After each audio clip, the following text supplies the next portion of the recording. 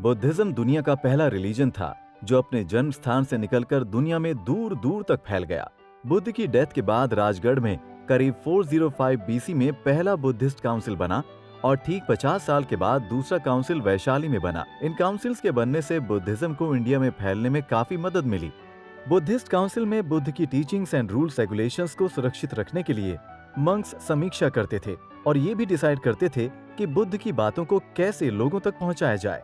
Buddhism के पांव और भी मजबूत हो जाते जब कोई राजा बुद्धिस्ट बन जाता, जैसे मिड 3rd सेंचुरी में राजा अशोक। 272 बीसी में जब अशोक ने राज्य की बागडोर संभाली और बुद्धिज्म को अपनाया तो सेंट्रल एशिया के लोगों ने बुद्धिज्म को अपना लिया। वैसे उन्होंने कभी किसी पर जोर जबरदस्ती नहीं की बुद्धिज्म फॉलो करने के लिए, मगर उनके लगाए हुए खंभों ने चमत्कार कर दिया। ये खंभे बुद्ध का मैसेज फैलाते और साथ ही सम्राट अशोक का भी। अशोक ने बुद्ध की एशेस को 84,000 स्तूपास में भी रखवाया ताकि लोगों को बुद्ध जैसे महान टीचर के बारे में पता चले। उन्होंने हजारों मंक्स को सरकारी खर्चे पर दूसरे देशों में भी भेजा। श्रीलंका के राजा टिस्सा के कहने पर ही अशोक की बेटी संघमित्रा सिलोन यानी श्रीलंका गई थी। वैसे अशोक के बेटे महेंद्र भी संघमित्रा से पहले श्रीलंका गए और श्रीलंका के लोगों को बुद्ध की टीचिंग से परिचित कराया। अगर साउथ ईस्ट एशिया की तरफ नजर डालें तो पता चलता है कि थेरावाड़ा बुद्धिज्म बुद्धिस्ट सेलर्स के साथ समंदर से होता हुआ वहां पहुंचने लगा। 1st सेंचुरी एडी आते आते इंडिया और बर्मा का बिजनेस रिलेशन काफी बढ़ गया। उस वक्त बर्मा का सबसे बड़ा ट्रेडिंग सेंटर था थाटन। बुद्धिस्ट सेलर्स के लगातार वहां जाने से थाटन थेरावाड़ा बुद्धिज्म का भी एक बहुत बड़ा सेंटर बन गया और धीरे धीरे थाटन से बुद्धिज्म निकलकर साउथ ईस्ट एशिया के कई देशों जैसे थाईलैंड, कंबोडिया एंड लाओस में अपने पैर जमाने लगा। वैसे तो बुद्धिज्म का असर साउथ ईस्ट एशिया पर 1st सेंचुरी एडी से ही दिखने लगा था, लेकिन पूरे साउथ ईस्ट एशिया को बुद्धिज्म अपनाने में करीब 1200 साल लग गए। Theravada Buddhism south east Asia में समंदर के रास्ते पहुंचा, जबकि महायान बुद्धिज्म लैंड रूट से सेंट्रल एशिया की तरफ चला गया। बुद्धिज्म को सेंट्रल एशिया के देशों तक पहुंचाने में बुद्धिस्ट मर्चेंट्स का बहुत बड़ा योगदान है। ये मर्चेंट्स सिर्फ सामान ही नहीं बेचते बल्कि बुद्ध की टीचिंग्स के बारे में भी बताते। लोगों की दिलचस्पी बुद्धिज्म में बढ़ती चली गई और इस तरह पूरे सिल्क रूट की सेंट्रल एशियन कंट्रीज को बुद्धिज्म के बारे में पता चला।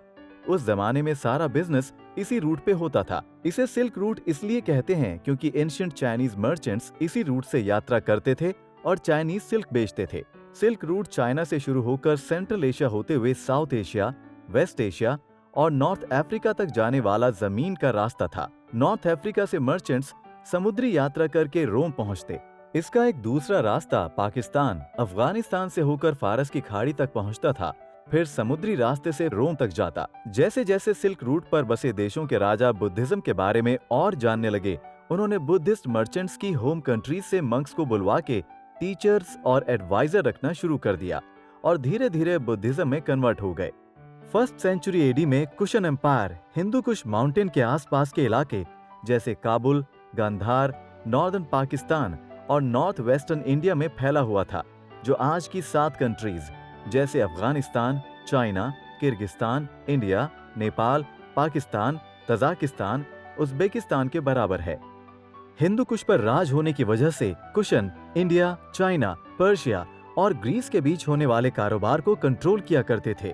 जब कुशन डायनेस्टी के सबसे बड़े राजा कनिष्क बुद्धिस्ट हो गए तो महायान बुद्धिज्म वहां तेजी से फैलने लगा।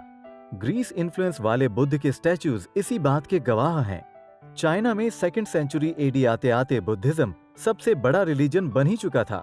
हालांकि डाओइज्म और कन्फ्यूशनिज्म भी उस वक्त के इंपॉर्टेंट चाइनीज रिलीजन्स थे। महायान बुद्धिज्म की आइकोनोग्राफी इंडिया और सिल्क रूट में 2 जगहों पर देखी जा सकती है। अजंता केव्स, जिन्हें 1817 में डिस्कवर किया गया, और डनहुआंग, जो चाइना में 1899 में मिली। अजंता में करीब 30 गुफाएं हैं जहां बुद्ध की शांत और डिवोशनल इमेजेस देखी जाती हैं, और डनहुआंग में करीब 500। जब 6th सेंचुरी ने दस्तक दी तब तक बुद्धिज्म जापान और कोरिया में भी घर बनाने लगा। जैसा कि बुद्धिज्म के साथ होता आया था, यहाँ भी बुद्धिज्म ने उस वक्त के सबसे पॉपुलर रिलीजन शिंटोइज्म के कई फीचर्स अडॉप्ट कर लिए। चाइना से थोड़ा नीचे और इंडिया से थोड़ा ऊपर है तिब्बत। यहाँ बुद्धिज्म 8th सेंचुरी एडी में आया। कहते हैं पद्म संभव नाम के बुद्धिस्ट गुरु ने इसकी शुरुआत की। तिब्बत में महायान बुद्धिज्म का एक नया अवतार देखने को मिला, जिसे दुनिया आज मिस्टिकल और स्पिरिचुअल बुद्धिज्म के नाम से जानती है।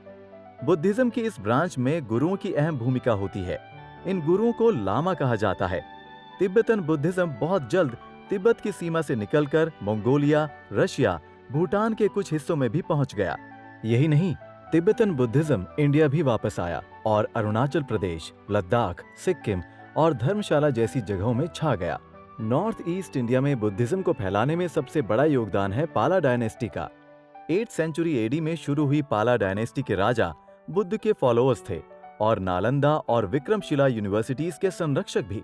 यूरोप में बुद्धिज्म की पॉपुलैरिटी तब फैली जब 1879 में सर एडविन आर्नोल्ड ने एक किताब लिखी जिसका नाम है लाइट ऑफ एशिया। इस किताब में बड़ी खूबसूरती से सर एडविन ने बुद्ध की लाइफ, कैरेक्टर और फिलॉसफी के बारे में बताया है। इस किताब की वजह से यूरोप के लोगों को पहली बार बुद्ध के बारे में पता चला।